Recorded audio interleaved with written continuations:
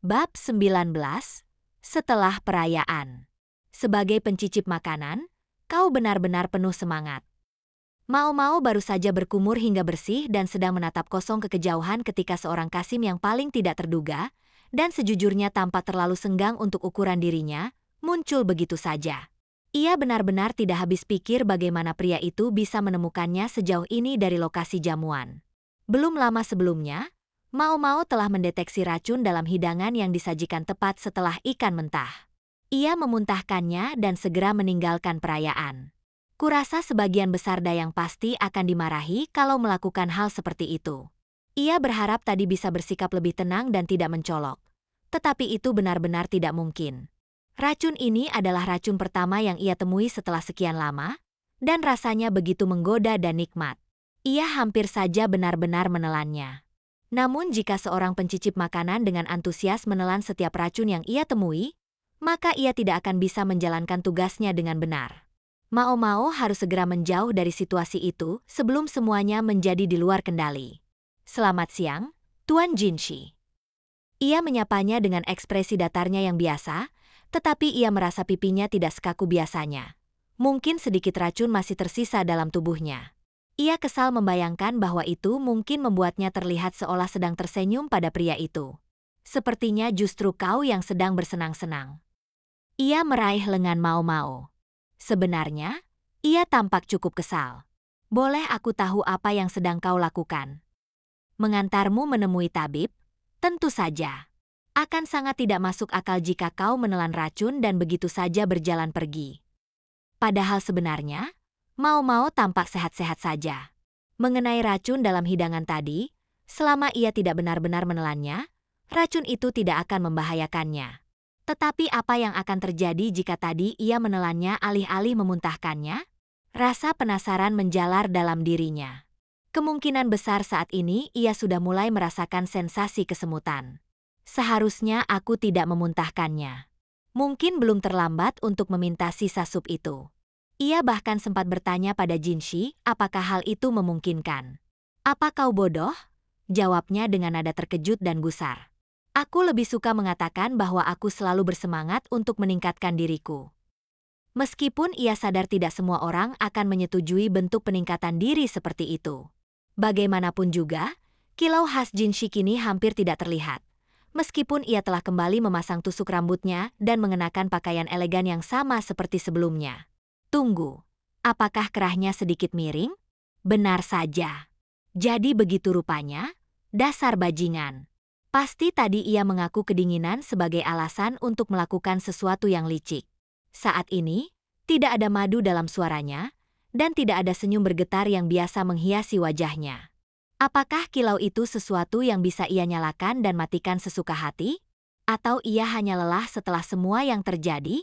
Mungkin alasan ketidakhadirannya di jamuan adalah karena ia menghabiskan seluruh waktu untuk mendekati, atau didekati oleh, para dayang, pejabat sipil, perwira militer, dan para kasim. Ya, itulah kesimpulan yang akan Mao-Mao pilih. Benar-benar pria yang selalu sibuk. Aku tidak ingin berada di posisinya.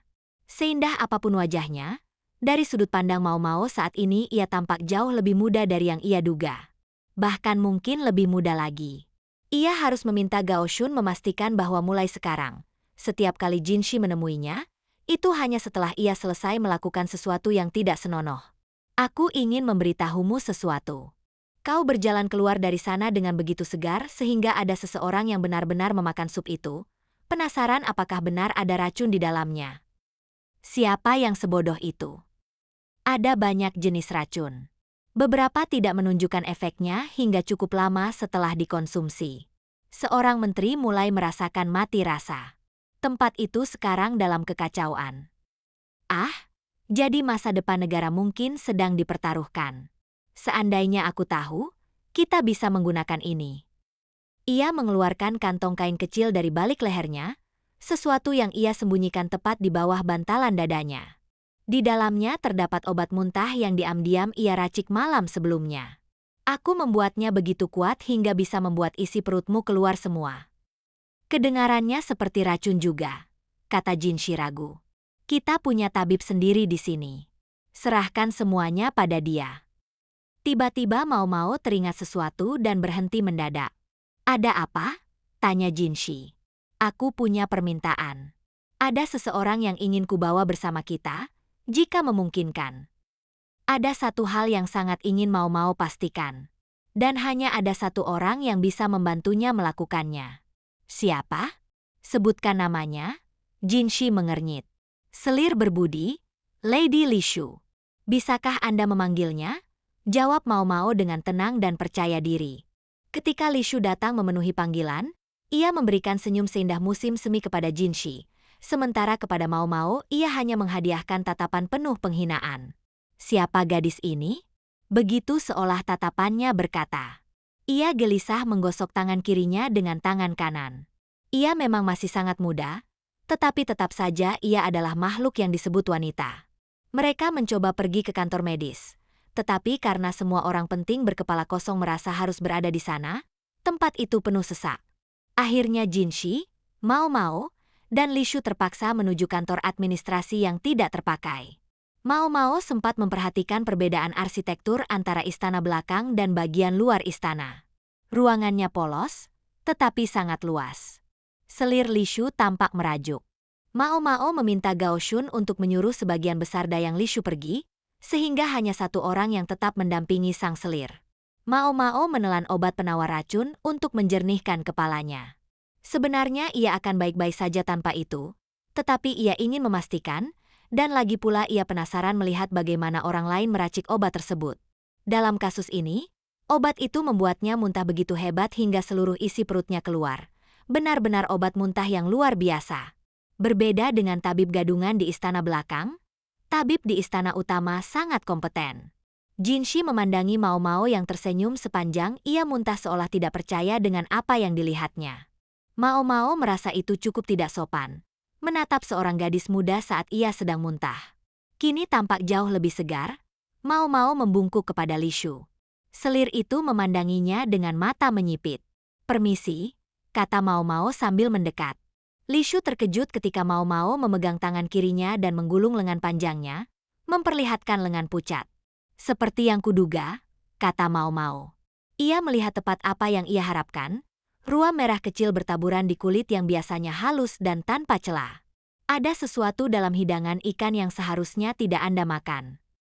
Lishu menolak menatap Mao Mao. Maksudmu apa? Tanya Jinshi dengan tangan terlipat. Sikap anggun surgawinya telah kembali, tetapi ia masih tidak tersenyum. Beberapa orang memang tidak bisa memakan hal-hal tertentu. Bukan hanya ikan. Ada yang tidak bisa mencerna telur, gandum, atau produk susu. Aku sendiri harus menghindari soba. Jinshi dan Gao Shun tampak terkejut. Dari gadis yang dengan santai menelan racun. Biarkan aku saja, pinta Mao Mao dalam hati. Ia pernah mencoba membiasakan diri dengan soba, tetapi itu membuat saluran pernapasannya menyempit dan mengancam napasnya. Ia juga mengalami ruam, tetapi hanya setelah soba terserap oleh perutnya, sehingga sulit menentukan porsi yang aman, dan efeknya lama mereda. Akhirnya ia menyerah mencoba membiasakan diri. Ia masih menyimpan harapan untuk mencobanya lagi suatu hari nanti, tetapi ia tidak akan melakukannya di istana belakang, di mana satu-satunya harapannya jika terjadi sesuatu adalah tabib gadungan itu. Bagaimana kau tahu? Tanya Lishu gemetar. Pertama, izinkan aku bertanya. Bagaimana perut Anda? Anda tampaknya tidak mual atau kram. Mao Mao menawarkan untuk menyiapkan obat pencahar, tetapi Lishu menggeleng keras. Terlalu memalukan untuk mempertimbangkannya, tepat di depan bangsawan yang semua orang tampaknya kagumi. Ini adalah cara kecil Mao Mao membalas penghinaan Lishu sebelumnya. Kalau begitu, silakan duduk. Gao Shun, yang ternyata lebih perhatian dari yang terlihat, menarikkan kursi. Lishu duduk. Masalahnya adalah hidangan Anda tertukar dengan hidangan Lady Gyokuyo. Lady Gyokuyo tidak pilih-pilih makanan, jadi sebagian besar ia memakan hal yang sama dengan yang mulia, kata Mao Mao. Namun dalam kasus ini, satu atau dua bahan berbeda di antara keduanya.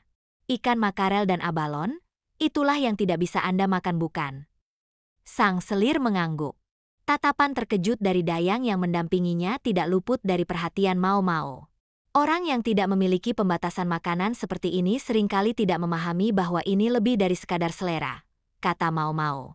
Dalam kasus ini, akibatnya tampaknya hanya ruam. Tetapi terkadang makanan seperti itu dapat menyebabkan kesulitan bernapas atau bahkan masalah jantung. Aku berani mengatakan bahwa jika seseorang dengan sengaja memberi Anda makanan yang tidak bisa Anda makan, itu sama saja dengan menyajikan racun kepada Anda. Kata itu langsung memancing reaksi dari semua orang di ruangan. Aku paham bahwa dalam situasi tadi mungkin sulit bagi Anda untuk menolak Yang Mulia, tetapi Anda menempatkan diri Anda dalam bahaya besar. Tatapan Mao Mao beralih antara selir dan dayangnya.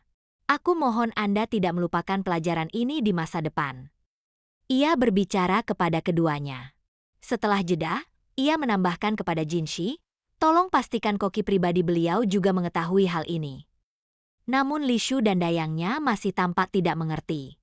Mao Mao menjelaskan bahaya tersebut dengan panjang lebar kepada dayang itu, dan menuliskan apa yang harus dilakukan jika Li Shu mengalami reaksi lagi. Wajah wanita itu pucat, mengangguk kecil berulang kali. Jadi beginilah rasanya mengancam seseorang. Dayang yang tetap bersama Li Shu adalah pencicip makanannya, yang tadi tertawa. Setelah selir Li Shu pergi, Mao Mao merasakan suasana berat dan kental di belakangnya, dan akhirnya sebuah tangan menyentuh bahunya. Ia menoleh dengan tatapan dingin kepada pemilik tangan itu. Akan lebih baik jika ia memandangnya seperti memandang cacing tanah. Aku hanyalah orang rendah, dan berharap Anda tidak menyentuhku. Dalam kata-kata yang kurang halus, pergilah. Hanya kau yang berbicara seperti itu kepadaku. Mungkin yang lain terlalu pengertian. Mao Mao menjauh dari Jinshi. Ia menghela napas seolah perutnya perih dan mencari Gao Shun dengan harapan pria itu bisa menjadi penawar. Tetapi Gao Shun yang setia hanya menatapnya dengan ekspresi yang seolah berkata, "Tolonglah, bersabarlah dengannya." "Baiklah, aku harus kembali melapor kepada Lady Gyokuyo," kata Mao Mao. "Katakan padaku mengapa kau meminta pencicip makanan selir itu ikut bersama kita," kata Jinshi tiba-tiba langsung pada inti persoalan. "Inilah sebabnya sulit berhadapan dengannya." "Aku tidak tahu maksud Anda," jawab Mao Mao tanpa ekspresi. "Anda pikir orang yang menyajikan hidangan yang melakukan kesalahan, begitu?" "Aku tidak tahu." "Ia akan pura-pura bodoh sampai akhir." "Kalau begitu jawab ini setidaknya. Apakah selir berbudi memang sengaja dijadikan sasaran? Jika tidak ada racun di mangkuk lain, maka itu pasti disengaja." Mao Mao meninggalkan ruangan saat Jinshi kembali tenggelam dalam pikirannya. Begitu berada di luar dengan aman, ia bersandar pada dinding dan menghela napas panjang.